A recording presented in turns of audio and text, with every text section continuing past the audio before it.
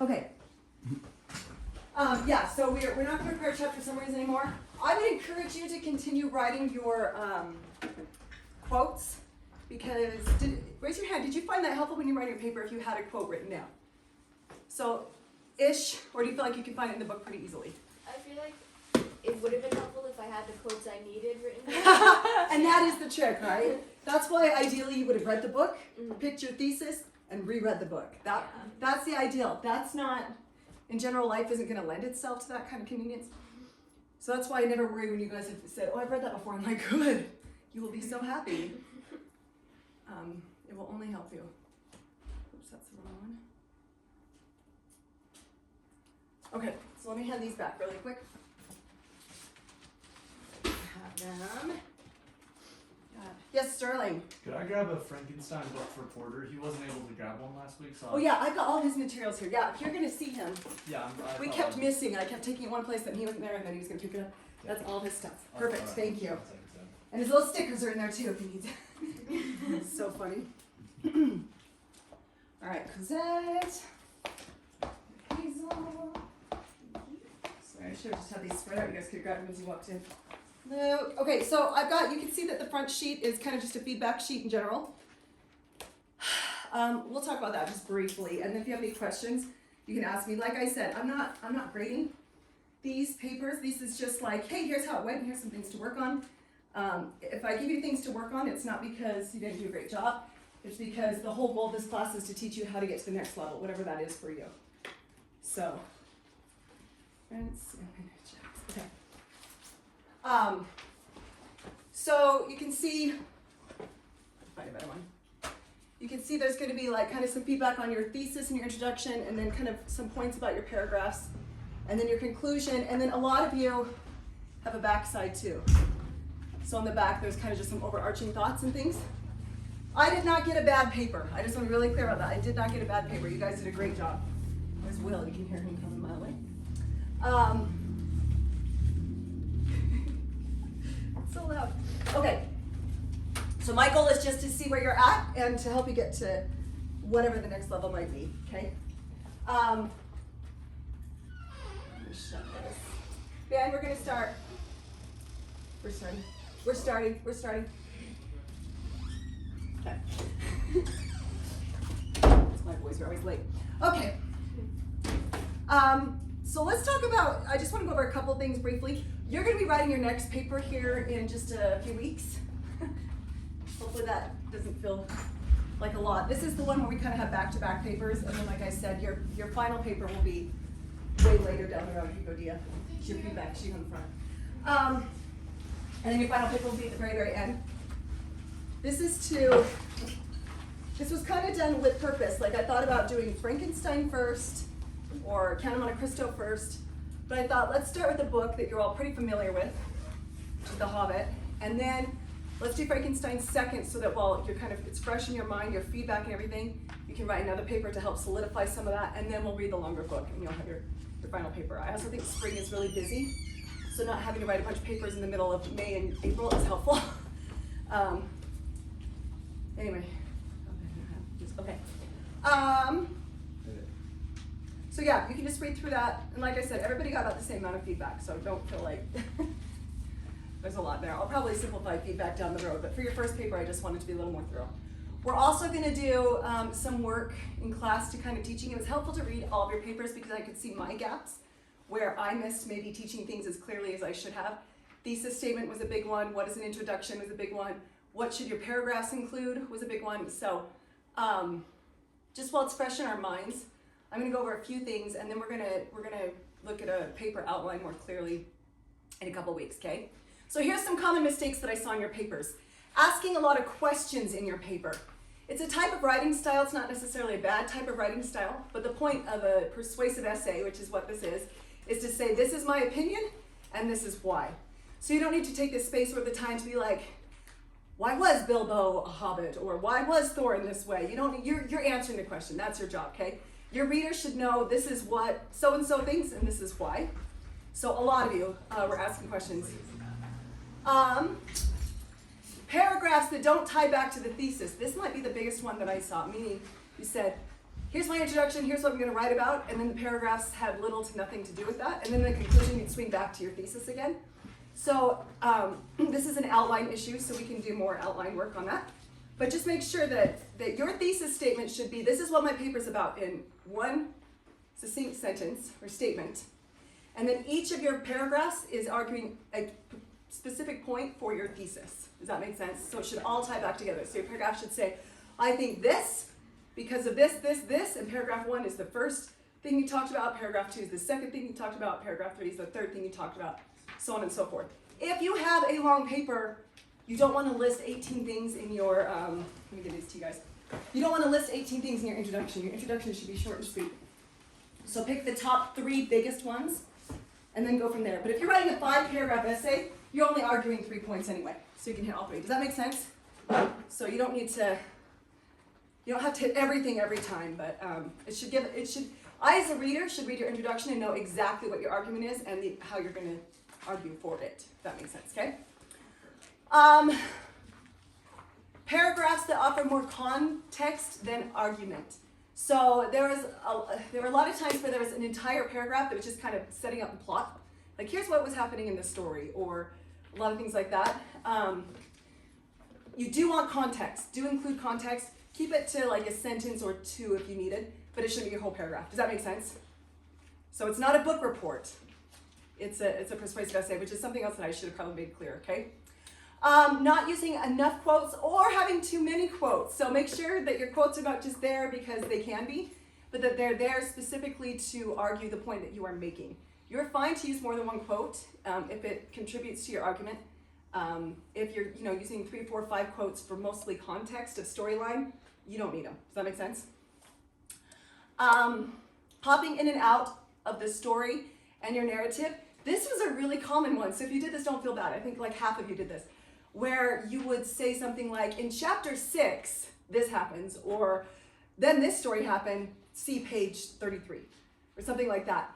You want your argument to stay within the context of a story, not the physical book. If that makes sense, okay? Anytime that I have to like come out of the storyline and think page 33, I'm thinking now about the book, not about the story, and those are 2 very different things. Does that make sense? So make sure you're staying in your story. Popping out of your, let's see, I think I just did that. Let's see. Oh, this is another one. Putting overarching conclusionary comments into the body of your paper rather than the conclusion.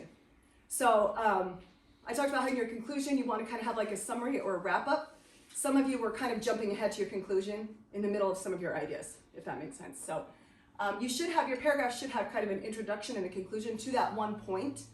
But sometimes I would see like this big conclusionary paragraph that's like, therefore the Hobbit is about such and such, and it's like paragraph 2. I'm like, that's great, but like, that's your conclusion, okay? Not having a clear thesis was a big one. It's harder to write a paper if you don't have a clear thesis. So we're gonna work on that more this time. Not following an essay structure in general, which again, that tells me I didn't teach it as thoroughly. It was kind of a crash course. I think those of you who are familiar with essay kind of like, oh yeah. And maybe if that was a new concept, that was a lot of information at once. So I'm gonna take responsibility for that one.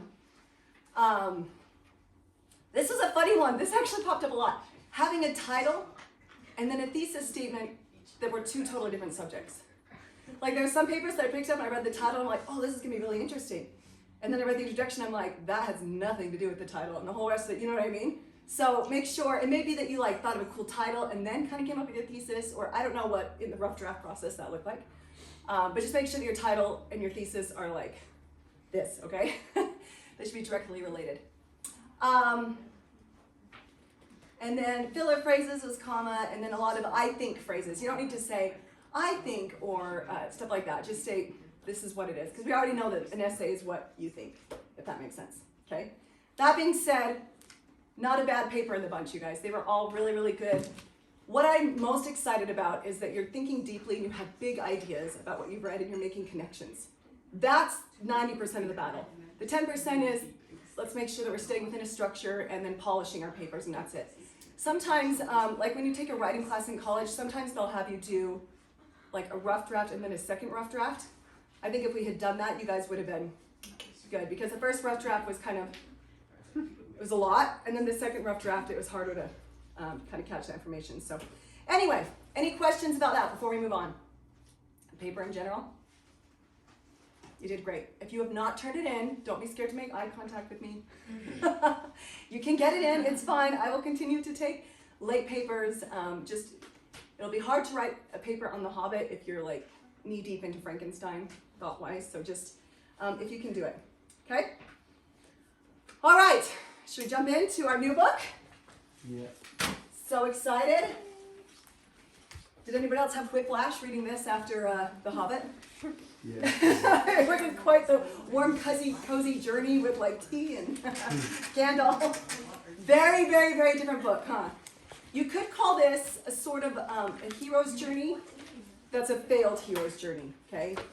There was potential for it. There was potential for a hero. There was potential for noble things. There was a lack of some things, like lack of a mentor is actually a big theme of this book.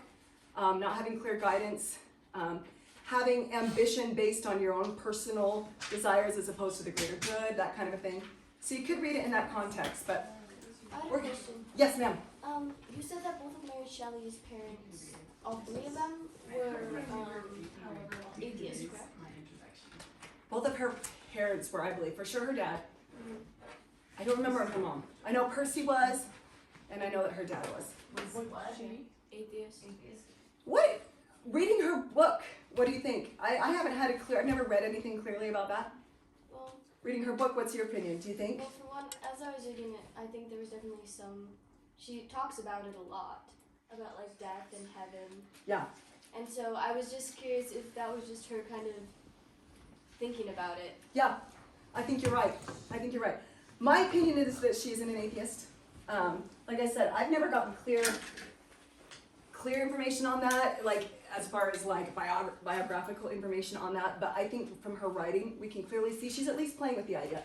She's playing with a lot of ideas. So she's plays with myth, as far as like Greek mythology we see in there.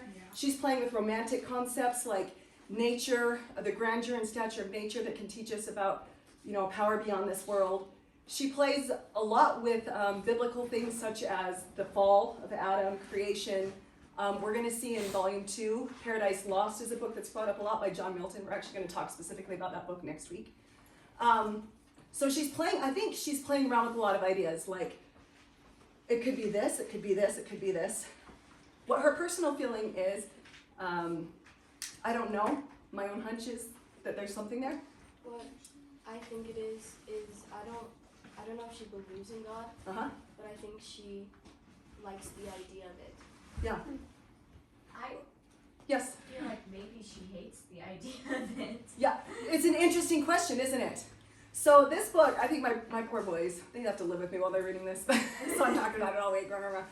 The thing that like amazes me about this book, and the reason why I can read it again and again and again and never get sick of it, is because it is 200 pages of very deep philosophy. Very, very deep. You can read this book from a point of feminism or a point of racism, or you can read it as a point of religion, or you can read it as loneliness or self-education versus guided education, or there are so many themes here that you can read about, and they come at you really, really fast. So I agree. She's playing with the idea very heavily in the book. That's a good point. Anything else before we jump in? We'll have more time to talk about this later. Okay, so what I want to do today is it starts off like we talked about last week. The framework for this novel is unique. Well, it's unique to us now. It was probably more common back then, this what we call epistolary framework, which is it starts out with letters, epistles, which is kind of in the Romantic era, a little more common. Like Dracula. Dracula starts the same. Yeah, this idea of telling a story through letter writing, it's an interesting framework because it allows the author to, again, play with some different things. She's able to play with different first-person perspectives. You've got Robert Walton's perspective. In Volume 1, we get Victor Frankenstein's first-person perspective told through Robert Walton. And then eventually, when we get in Volume 2, we're going to start getting the monster's first-person perspective told through Frankenstein, told through Robert Walton. Does that make sense? Which brings up the question of what we call an unreliable narrator.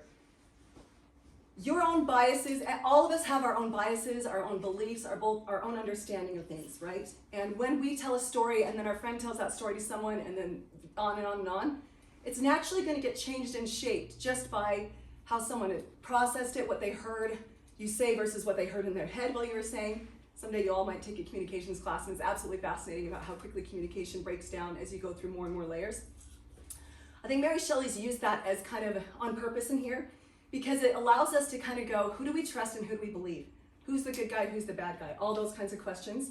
What's a man, what's a monster? We talked about that last week. So these are all things that this kind of framework is really interesting to look at. So let's dive in. What I want to do today is I want to go through the first 4 letters, the 4 epistles, closely, just because this is where Mary Shelley is setting up her story. And then I want to have a group discussion to talk about the actual chapters when we get into Victor's story. Okay, does that make sense? All right, let me pull this up here. Yeah, if you didn't make it all the way through, it's okay. Like we said, rereading is important. This is a way of pre-reading, and then you can reread it at home, and you'll be fine. You'll be fine. We're not worried about spoilers in this class, because you got to read it either way. I'm so sorry. I feel like it's 100 degrees in here. Is it just me? Is everybody okay? I think my daughter turned the heat way, way, way up, and so this is like 8 degrees warmer than our house usually is, and I'm not used to it. Whew, okay. So let's talk about this. So, Robert Walton, I want to talk about some of the specific quotes in here, so we can kind of get set up. I need to actually turn so I can see this, because I can't read that off my tiny screen with my old lady eyes. Okay. So, and you can turn to your books here if you want to. Let's get acquainted with Robert Walton and what he was about. In letter 1, he starts out writing to his sister, Margaret, right? And let's just talk about for a second before we dive in. How would you describe Robert Walton as a character? Ambitious and lonely. 2 huge, huge things. Yes. Good. Other thoughts? I don't know if it was just me, but I definitely noticed some naivety in him. Right? He has great ambition, but he doesn't have a lot of experience to go with it, right? So he's naive.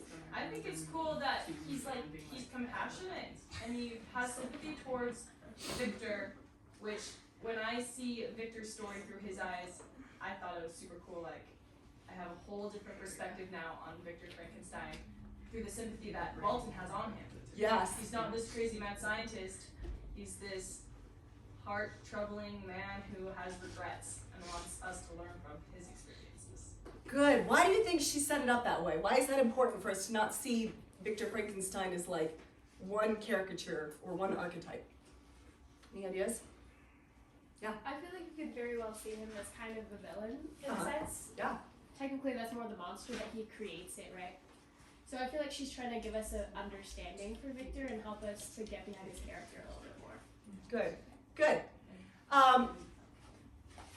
So this is in the Romantic era. We're kind of getting away from. How do I say this? The Romantic era is a hard era to describe. It just is, because it's less concrete, and by nature it's just more open to lots of different types of thoughts around it. So playing with realism versus non-realism is a big theme in here. So she's painting this character for us. Do you think characters in a book in general tend to be like, here's the good guy, here's the bad guy, or do they tend to have both sides within them? Sides. Both sides? I think now they do. I don't know that they always were. I don't know, in some books, it depends on the author. Right, right. Yeah, Sterling. In sort of like stories for kids and stuff, the characters can tend to be really one-sided. Yes. Like there's a bad guy and there's a good guy, right? Uh-huh. That isn't very complex, right? But real life is a little more complex than that. And these authors, they're creating stories, Yes.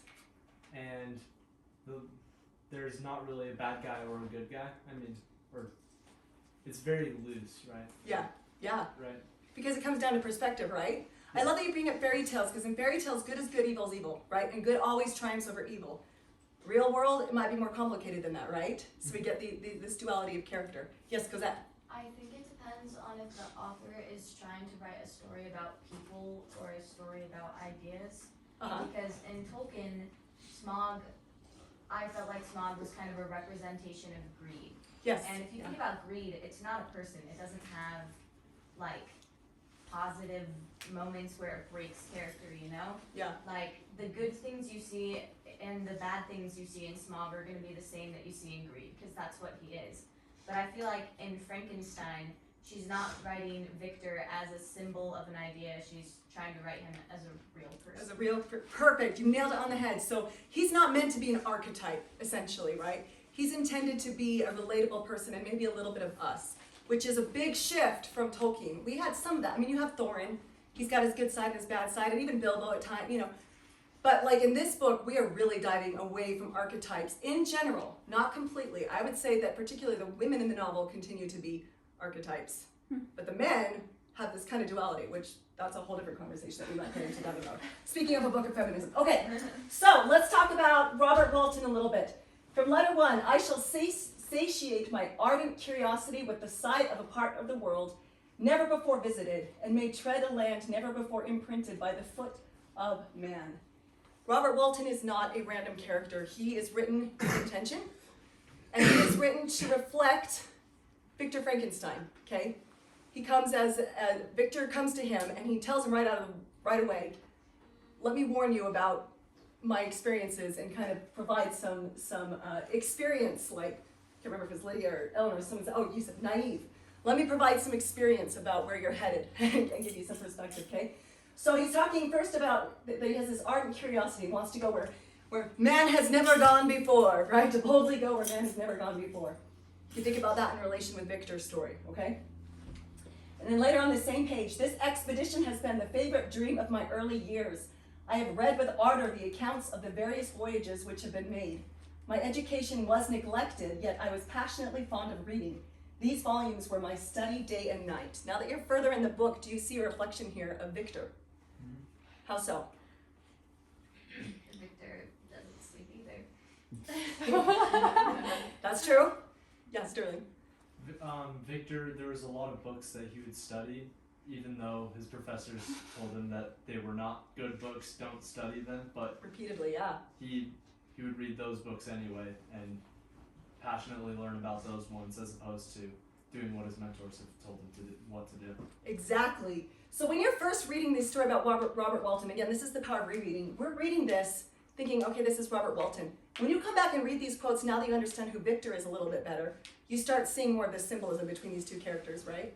That Robert Walton is essentially Victor, 5 years earlier or so, okay? Let's look at some more examples. Margaret, do I not deserve to accomplish some great purpose? My life might have been passed in ease and luxury, but I preferred glory to every enticement that wealth placed in my path. Oh, that some encouraging voice would answer in the affirmative. My courage and my resolution is firm, but my hopes fluctuate and my spirits are often depressed. I am about to proceed on a long and difficult voyage, the emergencies of which will demand all my fortitude. Why did she write this about Robert Walton? How does this reflect Victor? He is really ambitious, and he cares more about accomplishing something than he does about living a happy life. Do you guys remember Victor talking about that same thing? Yeah, 100%. The ambition and becoming known for something great was so much more important to them than just living a happy, quiet life. Good. Other thoughts? That his life has been passed in ease and luxury, and the self-educated stuff. Very similar upbringing, right? This is going to be important to keep in mind when we get to the monster story. I want you to notice the difference between Victor's upbringing and the monster's upbringing, okay? Because you got that sheet with we have Victor, we have the monster. Pay attention because they reflect each other in really interesting ways. Yes, because I just think it's interesting that there seems to be that you were talking about a little bit too. There seems to be a theme of no mentorship. And even you see it in Mary Shelley where she didn't have anyone to tell her how to behave really because her mom didn't like her. Yeah. Or her stepmom, yeah. Yep. And so they all are kind of trying to make it on their own, and they're all a little bit crazy. And they're missing the mark, right? Yeah. They're missing the mark. Self-education is a big theme in this book. And Mary Shelley's take on it is that it's not great. Now, as a homeschooler, I have feelings about that. And I actually had feelings about that in college. In fact, I wrote my paper on this subject and tried to argue slightly different than Mary Shelley. About self-education and whether or not it's good or bad. What do you think she's saying about self-education? What is the difference? Why is it not a good thing in this novel? Well, Yeah, Cosette and then Sterling. they have, so because they don't have anyone to guide them, it's just them.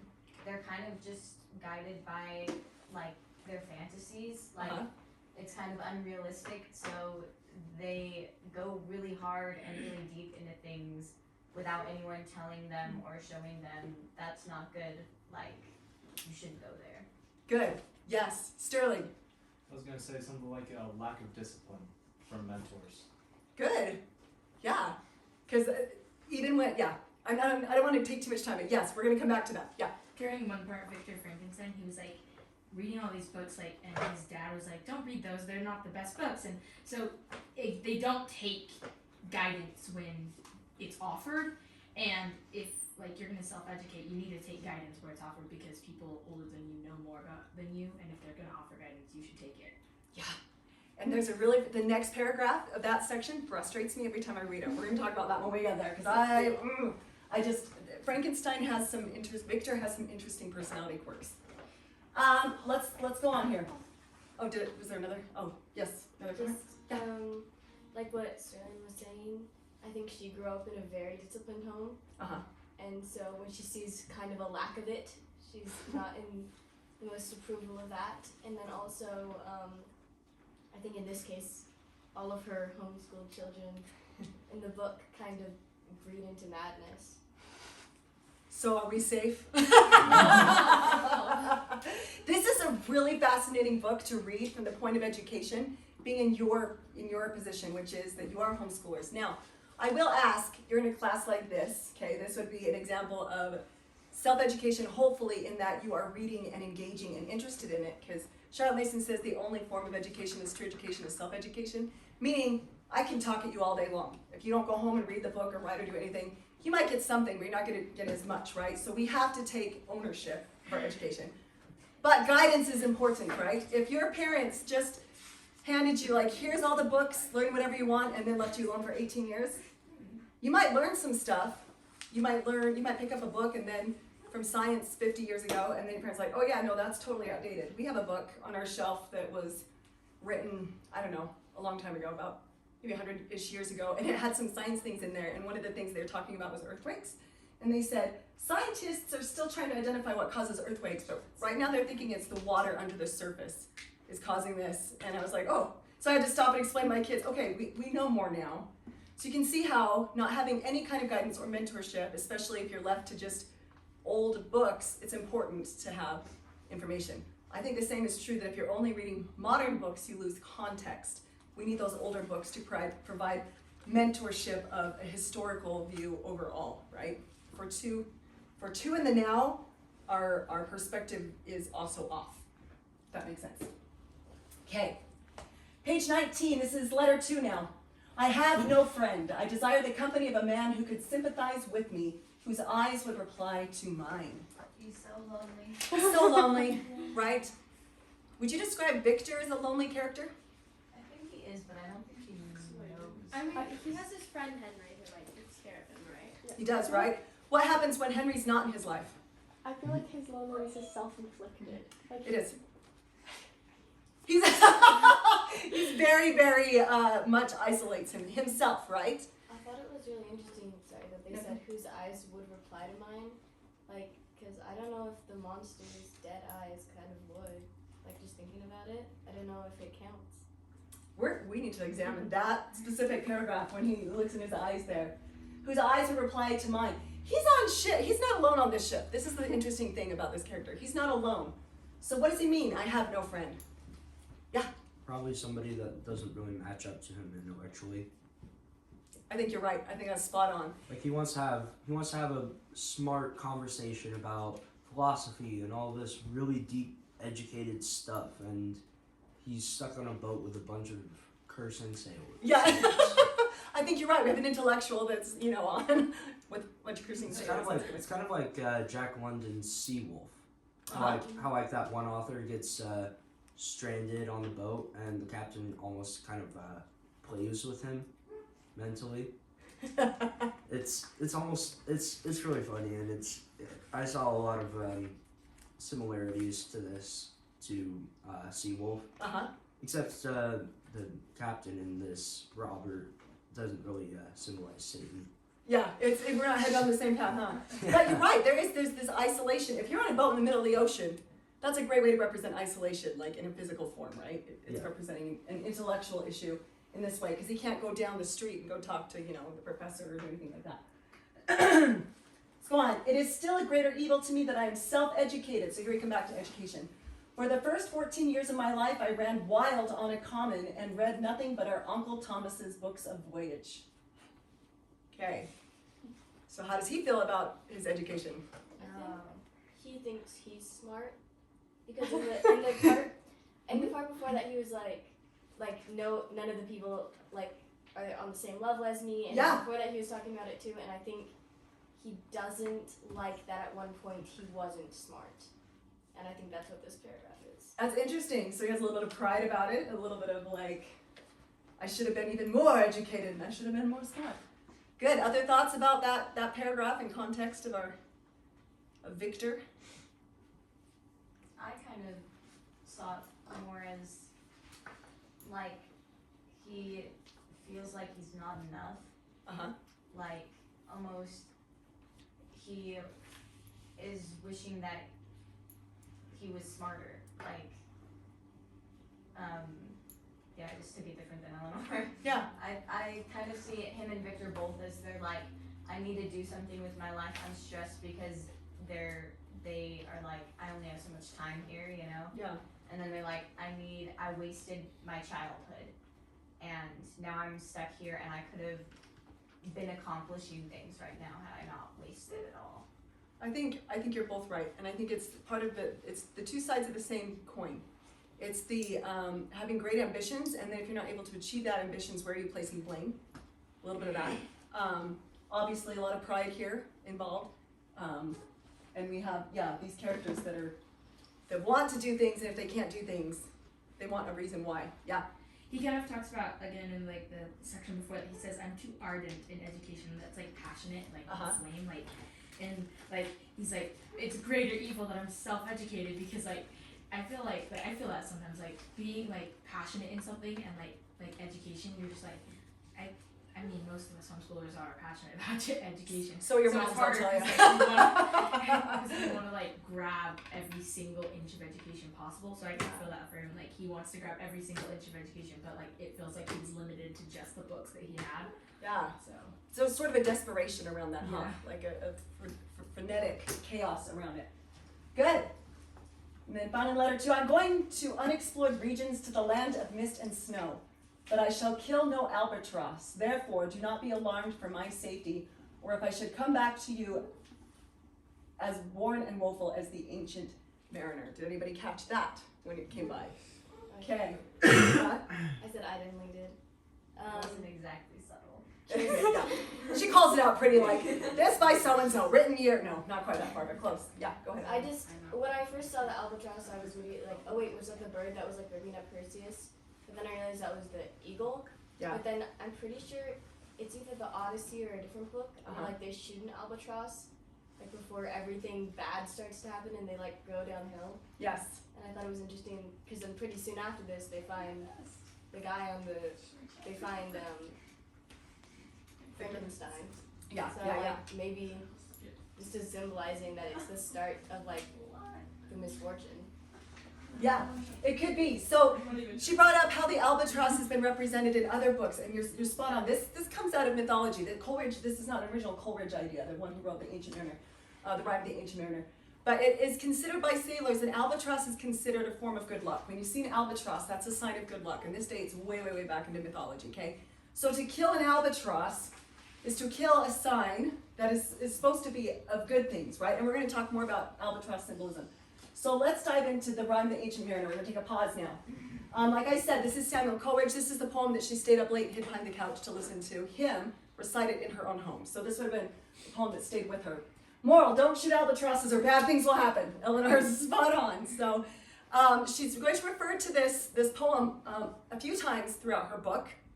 And because it's helpful to understand why she's referencing this specific poem within the context of her story, we're going to watch a short video clip kind of going over the story of the Rime of the Ancient Mariner. Like I said, if you listen to it, it's about 30 minutes. There is, I told you last week, Ian McKellen did a reading, Gandalf, okay? Gandalf from the movies. He's done a reading of it, so you could your worlds could collide if you want to listen to it that way. But this will at least give you a context for what that's all about. So we're going to watch this. See if we can get it to play. Okay, last time I remembered, just don't touch it. This guy is so funny. He's so animated. I like him. Samuel Taylor Coleridge's poem, The Rime of the Ancient Mariner, is split into 7 parts. In the introduction, the mariner stops a young man on his way to a wedding and tells the tale of an ocean voyage. In the rising action, his ship gets blown off course and ends up at the South Pole, trapped in ice. When an albatross flies by, its presence seems to break the ice surrounding the ship. The crew sails away with the albatross following. The mariner then shoots the albatross for absolutely no reason. Believing the bird had brought favorable winds, the crew becomes angry, but change their tune because then they believe the bird brought a thick fog. The ship sails into strange waters, and then the wind ceases. Driven mad by terrible thirst, the men hang the dead albatross around the mariner's neck. The mariner spies a strange ghostly ship piloted by death and life in death. The 2 figures roll dice to see who will take the mariner's soul. Life and death wins the game. Death takes the lives of the crew, leaving the mariner the only live person on the ship. The mariner has no food or water, but still he lives. He watches sea serpents swim in the water, blessing their presence. When the albatross breaks free from the mariner's neck, he is suddenly able to pray again. The mariner sleeps and wakes to find rain that he can drink. As the storm approaches, the ship sails on without any wind to propel it. In the climax of the poem, the bodies of the men are taken over by angels. The dead crew members help sail the ship. The ship is tossed about, and the mariner falls into a swoon, where he hears 2 voices talking about him and the penance he must pay. The crew members continue to sail the ship until it appears in the mariner's home harbor. Then, the spirits inhabiting the bodies leave, and the crew members collapse, dead. A pilot, his son, and a hermit approach the ship. In the falling action, a whirlpool sinks the mariner's ship, but the mariner is hauled aboard the pilot's boat. The mariner tells the hermit his tale, and he feels better. The mariner tells the wedding guest that the need to tell his tale grows inside him, and that he must find someone to tell it to, or the pain becomes unbearable. In the resolution, the wedding guest goes home to ponder what the mariner told him. Good. Okay, that's a lot of information real fast, okay? So let's talk about some of these comparisons. Yeah, okay. So you're gonna find out that like you can kind of understand how this story is gonna go in a lot of ways if you pay close attention to the Rime of the Ancient Mariner. So framework, we've got, this is, I didn't specify, this is the Rime of the Ancient Mariner on this side, Frankenstein on this side, okay? The Mariner, it begins with the man telling a wedding guest his cautionary tale. Frankenstein begins with Victor Frankenstein telling Robert Walton his cautionary tale, both involving a boat, right? The Ancient Mariner warns of consequences to thoughtless actions, namely killing the albatross. Victor warns Robert of the consequences of his thoughtless actions, which we know was creating the monster. Innocent people die due to the fate of dice being rolled between death and life in death, is what they call it, or you know, the angel of death and the angel of life. In Frankenstein, innocent people die due to fate, which was the monster being created, which Victor says was his fate. You may have noticed that over and over and over again. Victor blames fate and destiny for what happened. The Ancient Mariner now warns someone, the wedding guest, of his one-on-one experience, which is what's happening here, okay? He described in this video clip, he describes the boat. There's a few things, they're on a boat. They're at the South Pole. Robert Walton and Victor are on a boat, where? In the North Pole, okay? One of the plots of the story is that the ice started to break up. They were caught in the ice in the South Pole, and then he shoots the albatross, right? And now the ice and the fog, like they're stuck in the ice and fog gets really thick. In the next letter, they get stuck in the ice and a fog rolls in really thick. And we're going to talk about that because weather means something in literature, right? We talked about that. It's important. So we're gonna look at some of that. Okay. So the Rime of the Ancient Mariner. Here's some themes in that specific poem. Thoughtless actions can have lasting consequences. Killing of innocent creatures will be punished. Themes of sin, revenge, and repentance. Retribution. Using your story as a cautionary tale for others. Themes of nature, morality, and the consequence of bad actions again. And then all living things are important and should be treated with respect. Okay? Do you think some of these might pop up in Frankenstein? Yes. Maybe a bit. Okay. Let's talk about the albatross specifically. So, The albatross is meant to symbolize the sailor's burden and his regret. It's an innocent life that he took. There's a connection between albatross, the natural world, and then the spiritual world through death, okay? The albatross can also be a symbol of Christ, with the sailor being a symbol of Judas, which is an interesting thing to think about when you think about the context of this story as a religious, following the Christian myth of the fall. Myth meaning, we talk about this myth meaning a story of great importance, okay? When I use that word in that class, that's what it means. So following these stories that we know so well from the Bible. Okay, so from this story we get the idiom, an albatross around someone's neck, which is meant to describe something from the past that someone cannot let go of. I don't like how that sentence rolls. Huh? Like the locket around William's neck that got him killed. Interesting contrast. Interesting idea, Cosette. I think she probably used a lot of things in there that we could pull from. Okay, let's jump into letter 4. So he says, we were surrounded by ice which closed in the ship on all sides. Our situation was dangerous. We were compassed about by a very thick fog. Why this setting? It's a very specific setting. Why? That's what it was with the albatross. It reflects the rhyme of the ancient mariner for sure. So again, we see this story being brought in. Other thoughts? Brings in like a haunting presence. Yes. You can't have fog without thinking of that kind of like misty, haunting feeling. For sure, yeah. I would say also the naivety again of like he literally can't see around him and he can't see where he's going and yeah. Good. Yes, you're right. We're gonna talk about fog specifically here. Any other initial thoughts before we dive in? Yes. But yes. It's kind of what Hazel was saying, like loss of sense of direction, like they're lost in a way. I don't know, and it's kind of just like this overarching like presence. You got like hovering fog everywhere. Yeah. It's kind of like building up anticipation for something. Yes. Can't see the danger around. You're so spot on. Yes. Okay. So we talked about how seeing weather, just like archetype, has meaning because it's been used in a certain way over time. Okay. We had the book. I don't know if I have it here, but the book of like meanings that I had, like meanings of literature. Okay. So this landscape, they're isolated, which you talked about is important, right? They're in unexplored territory by man, such as Victor entering uncharted territory in a different way, but same concept. The dangerous and destructive forces of nature can be reflected here, right? Their life is not, this is not a safe place where they're at. This is a place not meant to be inhabited by man. Not meant to be inhabited by man, okay? It's a desolate and unforgiving environment. There's also emotional coldness, which we're going to see that reflected throughout the story. Victor and how he views his monster, his creation, is very different from maybe a typical parent-child relationship. Alienation and being cut off from society, which we talked about that a bit when we were talking about Robert Walton. Okay, specifically fog. Here's how I know. Fog is a very common medium used in Gothic literature, okay? Romantic era. In general, we're going to see that. You can think of those of you who've read like Wuthering Heights and the famous fog with the heather of the Heth and that kind of a thing. It was commonly used. It's meant to represent the crossing from the world of reality to unreality, okay? Or uncertainty about the future. That's what you guys are talking about.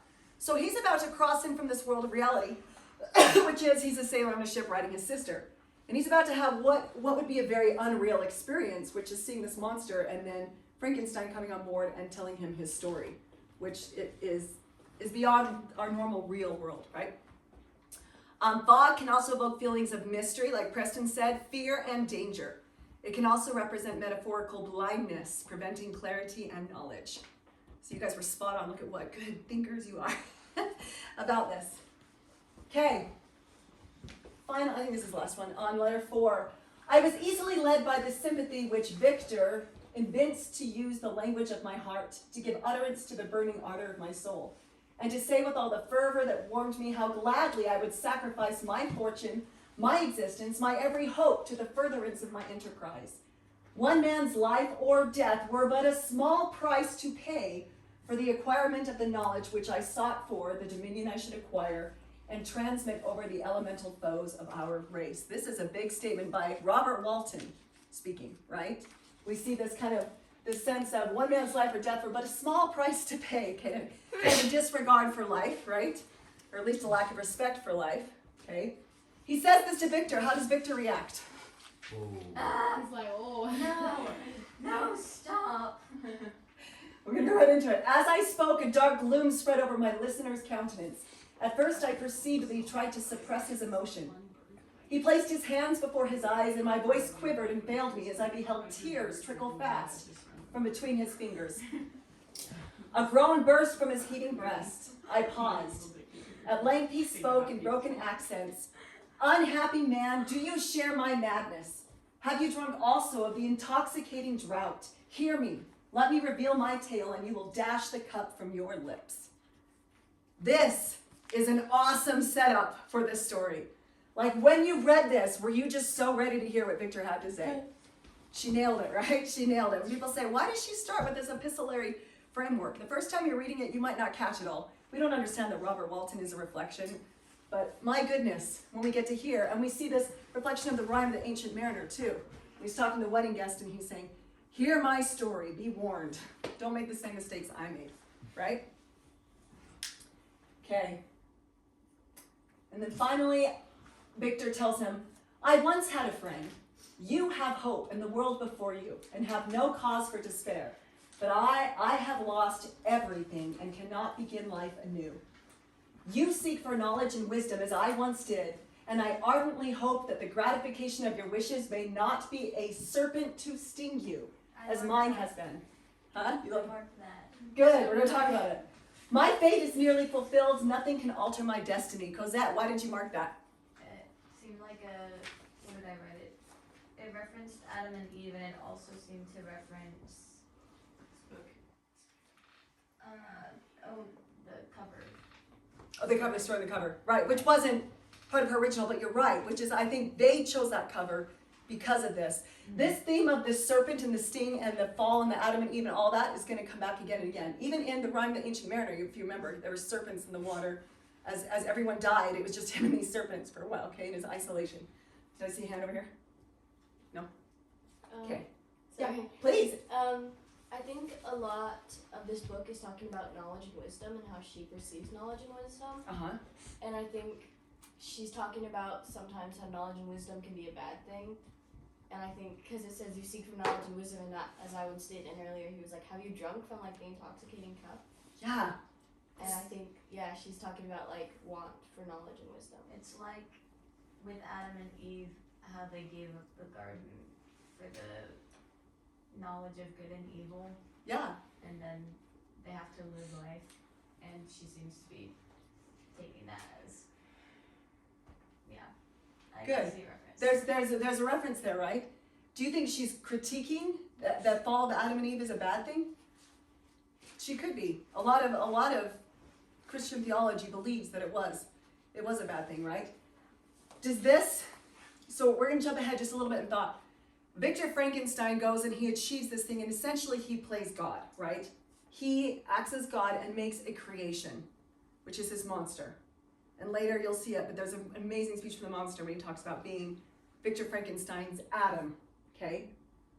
So when we see this, have this serpent sting you, this all ties back together, and we're going to get into Paradise Lost next week. All these good things, okay? We don't have to go too far, because there's going to be a lot of it in the next section, so. Any final thoughts before we, I think that's it, yeah, okay. Any final thoughts before we jump into the actual chapters in our class discussion? Okay, let's dive in. We've got about 30 minutes, and it goes fast, as you know. We get into, that's letter 1, chapter 1, which starts on page 33, thank you. Okay, so we start out with, in chapter 1, we learn Victor shares kind of a story of his upbringing, okay? How would you guys describe his upbringing with his parents, his young childhood anyway? Easy. As what? Easy. Easy, right? He had luxuries. Sheltered. His parents were isolated, right? They kind of isolated a little bit, which in the first volume we learned a little bit more. It's because of their age difference. They were kind of ostracized by society, so they kind of took their family. He led a very sheltered life. Good. Other thoughts? Similar to Mary Shelley a little bit, except for I feel like Victor, he does get a stepmom, doesn't he? Does he not? He- No, she just dies. Never mind. She just dies, and there was a little bit of confusion about that on my behalf too. Like I was reading it, and I was like, oh, and I can't remember if it's because the 1818. It's different. Anyway, there's some big differences in their initial setup of these two books. But yeah, in this one, it's her mom or his mom. Good. On page 35, let's take a second to look at this. This is right in the middle of the paragraph on in the middle of the page from Italy. If you could go down, I'm going to start on. My mother's tender caresses and my father's smile benevolent pleasure while regarding me are my first recollection. I was their plaything and their idol, and something better, their child, the innocent and helpless creature bestowed on them by heaven, whom to bring up to good and whose future lot it was in their hands to direct to happiness or misery. These are very condemning words on his behalf when we think of this in big context. According as they fulfilled their duties towards me. With this deep consciousness of what they owed towards the being to which they had given life, added to the active spirit of tenderness that animated both, it may be imagined that while during every hour of my infant life, I received a lesson of patience and charity and of self-control. I was so guided by a silken cord that all seemed but one train of enjoyment to me. Now he's going to go along and bring life. How does that compare? And not necessarily his idol or plaything. Or he recognizes that it was his parents' duty to bring him up for good or for evil, right? That's an astonishing thing. You think, was this him reflecting, like, or is he just oblivious to what he's saying in context of what he did? Oh, I think he's He's being definitely like, I'm a freaking horrible person. He does seem to have some self-condemnation, doesn't he? Yeah. Like, at a lot of points, he admits at fault, but then he turns around and he's like, it was my fault. But then what does he do about it? I think that is part of the issue. Okay, let's jump into chapter 2. So this is Victor speaking of his upbringing and his education as he got a little bit older, and also his inclination for certain types of sciences. We also get introduced to Elizabeth and Clairval, who offered a contrast and a balance to Victor in a big way, right, Lydia? I think it's super interesting because you can see as he's like a young boy, he's building up all of these ambitions and all of these things he wants to aspire. And I wrote down an interesting quote. He was basically like, there's this moment where he's like, look at what all of these people before me have done, and I'm never going to be able to achieve that much. So he's kind of like putting all this pressure on himself to be able to get his achievements done and all these goals that he wants to aspire. And we kind of see that as he's creating the monster, he like throws his life aside and just like, he kind of like ruins his mental health too, focusing on just, I have to get this finished, I have to create this project. For sure. It becomes an obsession, right? It Yeah. pulls him out of balance. Let's come back to this in a second, because I agree with you, and I think that's a really, really important part of the book. How would you describe Clairval? What is he like as a character? His best friend, Henry Clairval. Is he similar to Frankenstein in temperament, interests, desire? No. What's he like? He's very loyal, and he's definitely a very good friend as he like helps him through all of like, because he's like very ill, right? Yeah. And it said, I'm trying to remember what it said, that he didn't share any of his friends' same interests in like philosophy and science and things, but he was still a good friend. Yes, good. Hazel. Yeah, it talked about how he was very he was super into chivalry and romance, and then when he studied at a college, it was like a relief to Victor to go study something else, of his languages and the arts and things. Which is on point. So he was studying the humanities, right? The humanities is the study of art, literature, music, those things that have made us historically human, okay? Victor's far on the other side of the spectrum in the sciences. Now, I'm not saying good and evil by any means, but it is interesting that Henry provides this balance and that Victor finds that when he gets away from that isolation into science and jumps back into the world of humanity, he feels better, right? He feels better. On page 39, we see this contrast kind of between the two. He talks again about his parents and their upbringing and how wonderful and pleasant it was. And then immediately the next sentence, well, he said, I distinctly discerned how peculiarly fortunate my lot was, and gratitude assisted the development of filial love. The next sentence, my temper was sometimes violent. It's kind of jarring, right? He grows up in this house where it's love and peace and calmness. That doesn't match his character, right? He says, it was the secrets of heaven and earth that I desired to learn. And then later on, still my inquiries were directed to the metaphysical, or in its highest sense, the physical secrets of the world. In the next paragraph, he goes, meanwhile, Clerval occupied himself, so to speak, with the moral relations of things. Okay, like you're saying, he's more interested in gallant and chivalry, and King Arthur would probably be his jam, right? And then later on the bottom of the page in that paragraph, and then there's the saintly soul of Elizabeth, shown like a shrine-dedicated lamp in our peaceful home. What is Elizabeth like? An angel. She's an angel, right? Yeah. She's definitely an archetype. Yeah. We don't see, like we're talking about with Victor and some of these other characters, we see kind of like he's a human, he has good and evil.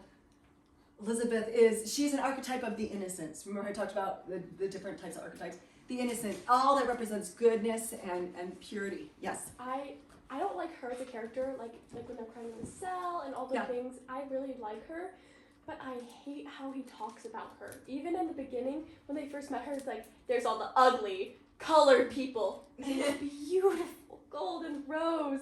Oh, she's so pure because she's white. And then it's like, they introduced her to him as, do I have a new plaything for you? Yes. And he's like, and I viewed her as mine. His possession. And when someone complimented her, he thought it was like, oh, they just complimented my thing. Yes. She was an extension of him. Okay, I'm telling you right now, my take on this book, having a little experience, and he's a classic narcissist. She represents an extension of him. Therefore, her glory was his glory, right? How would you characterize Victor as far as judgment? What does he judge in other people? Intelligence, for sure. Intelligence, yes, for sure. How they can help him. How they can, what benefit they are to him or not, and if you're not a benefit, you are not of worth, for sure. Other thoughts? What about physical attributes? Have you noticed? He spends time. I did mark that. Yeah. Victor is so caught up with the physical attributes. Like, someone is good if they're pretty, and the first thing he notices about Frankenstein is he's like, ugh, he's ugly, ha! Like, and then he just runs away, like he can't. And Spot on. the monster doesn't even do anything or say anything, and Victor just decides that he's awful because he's freaky looking, you know? Yeah, understand. Spot on. So Victor equates physical goodness with moral goodness, and physical ugliness with moral ugliness, right? We learned that early on, that this is part of his character and part of his personality, which you could say a lot about that by itself. Like, even with his professors too. Like, Yes. he has kind of a ugly squat professor. My Yes. little squat professor. Yeah. That's the next chapter, so let's get in there. So we have Mr. Kremp, right? Is this one professor, and then he has this other professor. And Cosette mentioned that his description was not particularly kind. This is in the bottom of page 47. So he goes to this professor first of all, and he says, "This is what I've been studying." You're good to go. And how does this professor respond to that? No. Yeah. No. He's not exactly gentle about it, right? He's not gentle about it. He says, "Every instant that you have wasted on those books is utterly and entirely lost." Now, Victor is a character who has a bit of pride and is used to being like the doted on child where everybody in his family was, praised him. How do you think he's reacting to all of a sudden this stark criticism? He just leaves him. He just does not ever think about that professor ever again. You have nothing to say that could be of worth to me, right? Yeah. And then you're right. Sorry. I feel like what he actually does is give him a negative description of how he looks. Like, I don't think Victor would have gave the same description about this guy or the monster until he had a bad experience with it. Isn't that interesting? And then it comes out. Which I because would totally do about people too. Well, They were then ugly anyway. there's something to be said that when you get to know someone and they're pleasant, you tend to find them cuter. We as human beings, we tend to do that. Or you might meet someone who's very attractive, and then they have a personality that's very not attractive, and all of a sudden, physically, they change, right?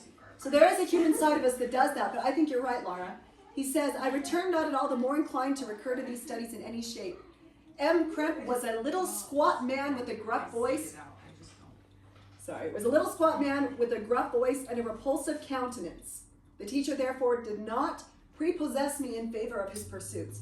The teacher, therefore, did not make me think he was of worth." In the same sentence. That's the same sentence as he was a squat man with a gruff voice. Okay? Let's look at how he describes his next teacher here on the next page. This is M. Waldman, okay?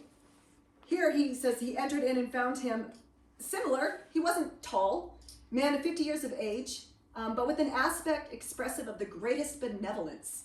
A few gray hairs covered his temples, but those at the back of his head were nearly black. His person was short but remarkably erect, and his voice the sweetest I had ever heard. That's a strange description for your teacher.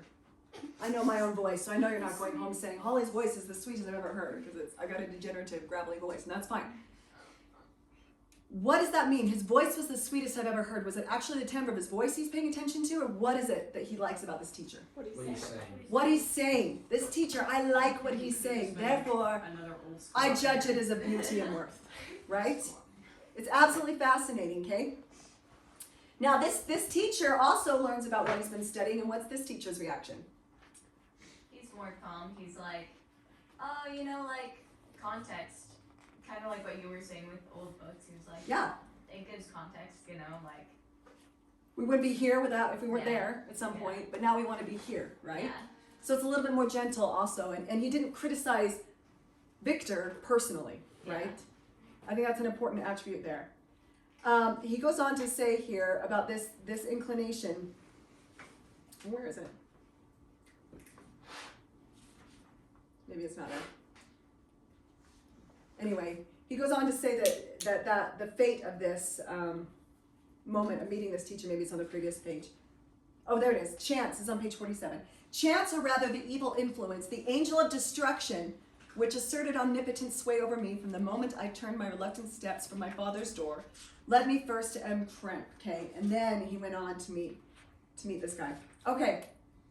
Any other thoughts on those professors before we jump into chapter 4? I didn't read that chapter 4 yet. But, Okay. How far ahead were we supposed to read? All the way through volume 1, which would be chapter 9. Oh, but I was going off of the bookmark thing. It should have been. The book Does was it- accurate.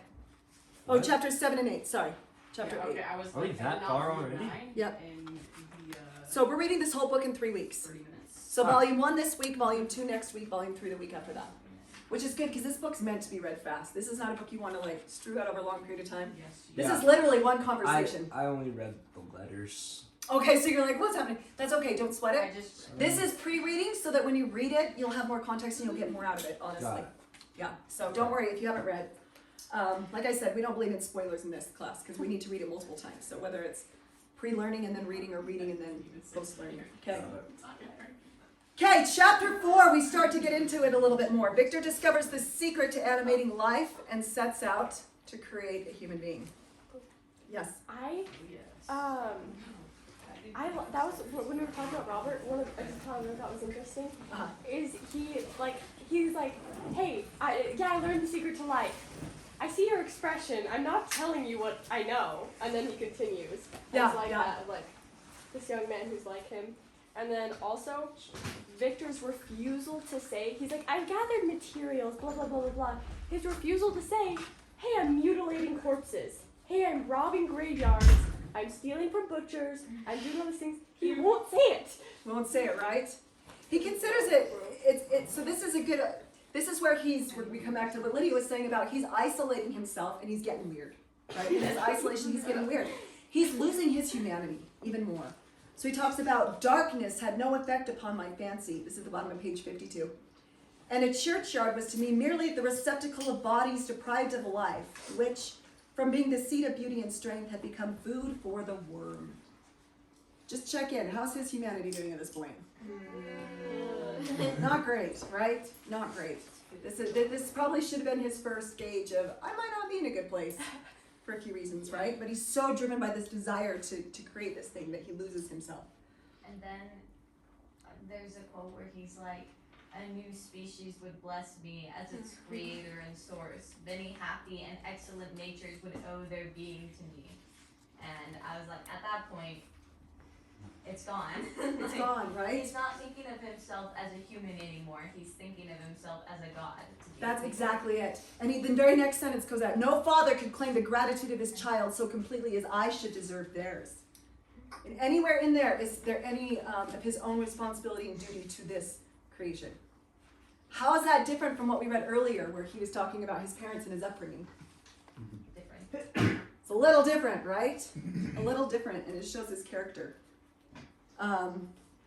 He goes on, we're talking about humanity on that page. This is page 55. I dabbled among the unhallowed damps of the grave, or tortured the living animal to animate the lifeless clay. Oh, yeah. I seem to have lost all soul or sensation, but for this one pursuit, I kept my workshop a filthy creation. What page is that? This is all on page 55. It's a long paragraph. I think it's interesting that he uses the word lost, because I've heard people use that word occasionally when they shouldn't. It's not like he just, oops, like I misplaced my humanity in the sock drawer, you know? Yeah. Like he chucked it out the window, you know? Yeah, and almost consciously so, right? Yeah. He was like, well, yeah, that, but I'm working on this. Yeah. I'll pick that up later. Yeah. The only admission of all guilt is on the last page of this chapter. He's like getting sick and he's getting all these problems. And it says like even the fall of the leaf startled me, and I shunned my fellow creatures as if I had been guilty of a crime. As if. Yeah. Like even his body is like, even if it's just because of the like how much work he's putting in, it's like his body's rebelling and is like, I'm the creation of this being, and you are mutilating other people's and mutilating your own, and you're trying to be God. Yep. He's becoming an emaciated shadow of a human, but without humanity, right? Yes, very much. Did I see another hand here? Just before what Hazel said, this is on page 56 in that second paragraph. He says, this might be, I'm just going to tell you right now, this might be my favorite paragraph of all of Frankenstein, not because I think it is the best paragraph, but it is the one that my brain, like it has so much true to life application that it's important that we take a minute to look at it. We're starting with a paragraph that says, I then thought. This is on page 56. Yeah. He says, well, it's the paragraph I then thought. We're going to jump down to where it says a human being. It's 4 lines down. I marked this. Did you mark this? Yeah. Okay. A human being in perfection, not always to preserve a calm and peaceful mind, and never to allow passion or a transitory desire to disturb his tranquility. I did not think that the pursuit of knowledge is an exception to this rule. Or I do not think. If the study, this is where it really gets good, if the study to which you apply yourself has a tendency to weaken your affections and to destroy your taste for those simple pleasures in which no alloy can possibly mix, then that study is certainly unlawful, that is to say, not befitting the human mind. And then he goes on to say, if this rule were always observed, Greece had not been enslaved, Caesar would have spared his country, and America would have been discovered more gradually. Okay. A little hypocritical. Just a little bit, yeah. He's recognizing, right? Because, like, does this describe him and what he was doing? Absolutely not. But he's aware. He's aware in this moment, because this is, again, he's now seen the error of his ways a bit, right? And he's describing. So what does this mean? This, if the study to which you apply yourself has a tendency to weaken your affections, what does that mean? What does the word affections mean? Well, Victor isolates, right? Yeah. And he stops really caring about people. Like, he doesn't write back to his family for a long time. Like, he stops caring enough about them to write back. Yeah. And I think that I think he's talking about that. I think so too. Isolation is definitely part of it. Yeah. It's definitely like he forgot to enjoy the small things in life, because he forgot to enjoy anything really, because he was just so focused on his creation that suddenly he's getting scared by everything. He's probably taking everything for granted, and he's isolating himself and only like working on his project, on his creation. Good. And he's recognizing what that's doing to him. How does this matter to us? What can we take? What's the real life application here? Always take time to enjoy the small things in life and don't get too caught up in a certain project or something. Yeah. And if that project, do you have a thought, Cosette? Yeah, I think that a lot of the time, especially for me right now, like going into kind of the world of education and things, Yeah. it's a lot like I want to get good grades on my homework and I want to be fully understanding and learning and growing. Yeah. And I feel like this book is about not putting that over like being close with your family and taking the time to take care of your relationships instead of getting caught up in kind of the passions that Victor is or that you can be. Yeah, absolutely. That's a great point. Affections refer specifically to those feelings of like sensibility, love, anything that's kind of the human part of us. So the thing that always brings back to me about this is, it doesn't matter whatever you're doing in your life, whatever you're doing, if it removes you from humanity in any way, that is not the path you want to be on, okay? If it is something that plants you deeper into your humanness, that's a good thing. This is a really interesting gauge. Humanness meaning like if you have something that's causing isolation, shame, resentment, anger, competitiveness, it's somehow isolating you and your humanness. This is not where you want to be. As opposed to if you're doing something that is creating connection or a love for something or beauty or feelings of goodness and hope and happiness, that's where you want to be. And Frankenstein, Victor, even amid all of everything, he's recognizing, I went down this path I should have never been on. And this is I lost myself. I lost my sense of affections and destroyed my taste for simple pleasures, nature, family, love, beauty, goodness. Okay? All those things. Oh, geez, it's so hard. We have 5 more minutes. We have to get into these last few chapters because, hello, it's alive. Chapter 5. It was on a dreary night of November that I beheld the accomplishment of my toils. Were you excited when you got there? You're like, it's happening! Rachel's like, oh no, it's happening. There was a bit of that apprehension, isn't there? I was reading it like late at night, and I was like, Oh! That is the perfect time to read it. There was a guy I always listened to. He says that he reads this every October around Halloween. And he says, and I always read it over a weekend. Like Friday, volume 1, Saturday, volume 2, Sunday, volume 3. And he's like, and it's best done on like a cold, rainy, foggy thing, which I thought was kind of a fun idea. But let's talk about this creature. How does he react? He brings this creature to life, and what is his immediate reaction? This part makes me so sad every time. My dad read this to me as a kid. We didn't get very far because then I got bored. But like, I vividly remember this part traumatizing me when he was like,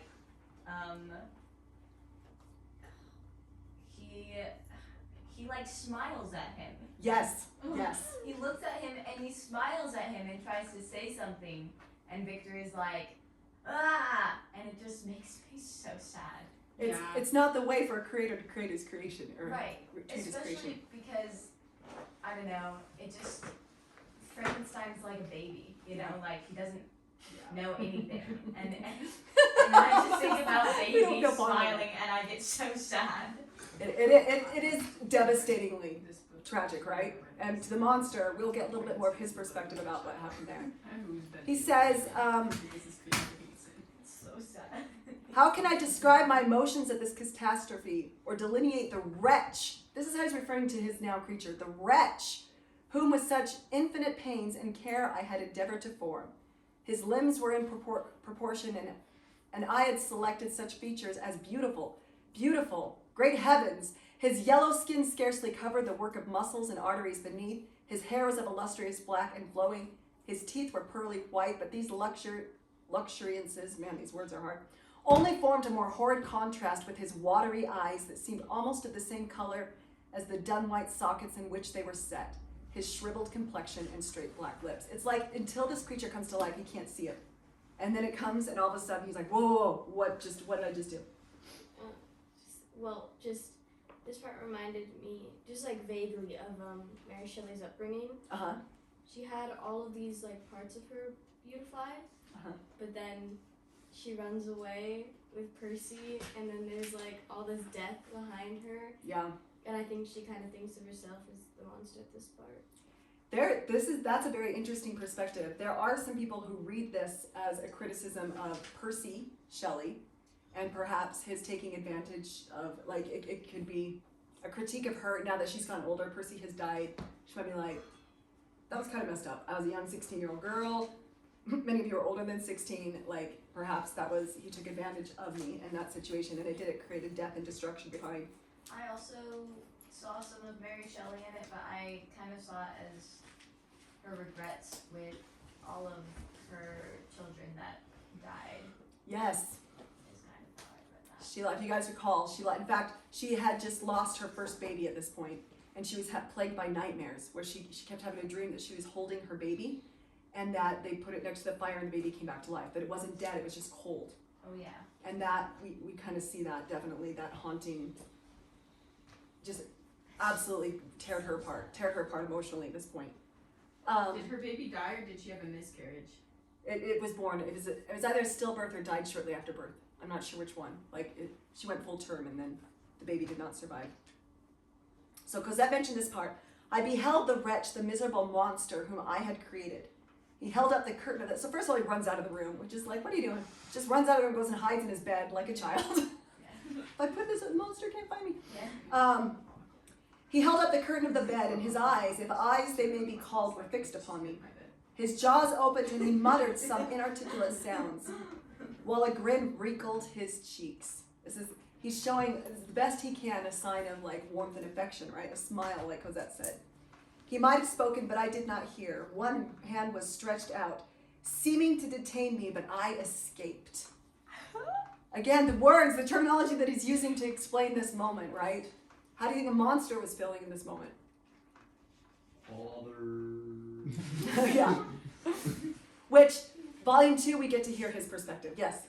By the way that I read it, it sounded more of just, not of the monster wasn't being friendly, but more of a menacing kind of way.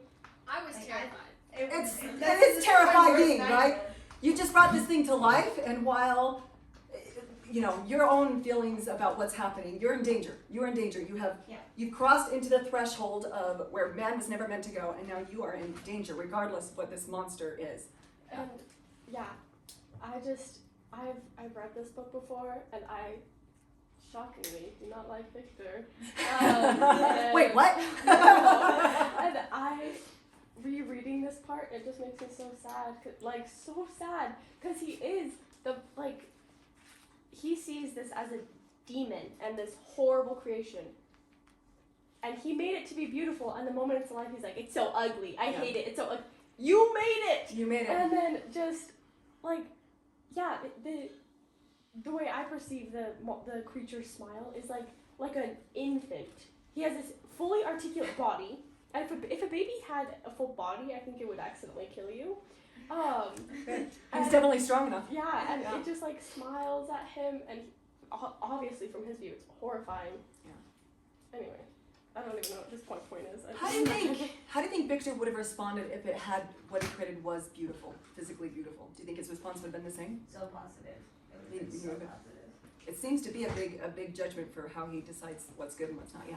I find it interesting because as a baby, you don't have the same thought processes as a person who can speak and knows the language that everyone else speaks. Right. And this guy, this monster, has the brain of an adult human but doesn't know how to speak. Mm-hmm. And so you're like, you know stuff, but only to an extent. So it's like a baby who has the experiences of a child, but the mind of an adult. So it just doesn't go well. With a hideous body to boot. Yeah. So far in the other category from normal human beings. Yeah. And it's I don't know if you guys have read ahead yet or not, but in volume 2, we're gonna get, starting at this very moment, he's gonna start to tell his side of the story.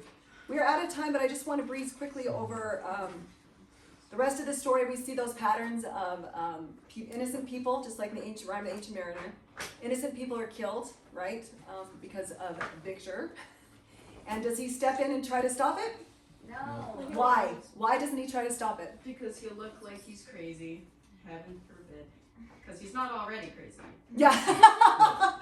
He knows he's created this monster who's doing these horrible things to people. But if he admits it, do you see a lot of justification in his process there? Yeah. I think this again is where it comes from. This is Holly Hyde's take, by the way, but I think that this is a classic case of a narcissist behavior.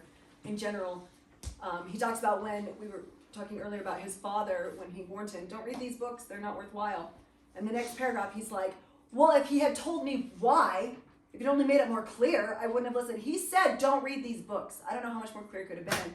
But he continued reading it, so he goes back and he's blaming other people. Well, my dad didn't do a good enough job warning me, you know, or M. Kremp, because he was ugly and had a gruff voice, and people would talking to him. And here, people are dying, but he's like, well, but if I said something, people would just think I was crazy. He wouldn't do any good anyway. Okay, we see this pattern in Victor. And what does he constantly blame? Fate. Fate and destiny. It was my fate that this would happen. It was my destiny that this would happen. Okay? Continue watching those themes as you go into book 2. Because like I said, this is where we're gonna get a little bit more from the monster and see what his take is on the last roughly 18 months of life and what's been happening for him. Okay, any final thoughts, questions? It's gonna be good, you guys. Volume 2 might be my favorite part of the whole book, so make sure you read it. Okay. All right, enjoy. We're getting out just a few minutes late. Sorry about that. Thank you, Holly. You're welcome. Did everybody get a bookmark last week? No. If you know, because I had a bunch of extras. I'm like, someone's missing their bookmarks.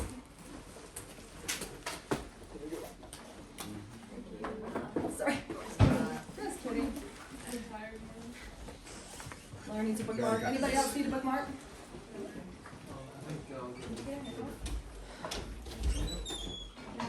Yeah, Get a haircut? I did. Yeah. Today, me and my mom were reading a version of Animal. Uh-huh. And I don't know if we talked about it. It's so funny because we're just like, Oh, oh my gosh, this is just a hobbit. Yeah. A guy steals a cup from a dragon, Uh-huh. and then they make, he's the third member of the party, and they make him go lead them to the dragon. And me and my mom were like, It is. oh my gosh. It is. And we talked about it briefly. Tolkien did a translation of it. Yes. That's how much he knew it. Yeah, I saw people talking about like, that was like his one style of like, he spent. Presented that one part. So Yeah. Oh yeah. He did. It was never published in his lifetime. His son published after he died. So, like many of his books. But yes, you're right. That between that and Sigurd, story of Sigurd, you see lots and lots of inspiration, right? Yeah. when they run away together. You're so welcome. Good observation. Shall we for them die? Oh yeah. Thank you. You're welcome. Let's see. Did we ever get rent? Oh no.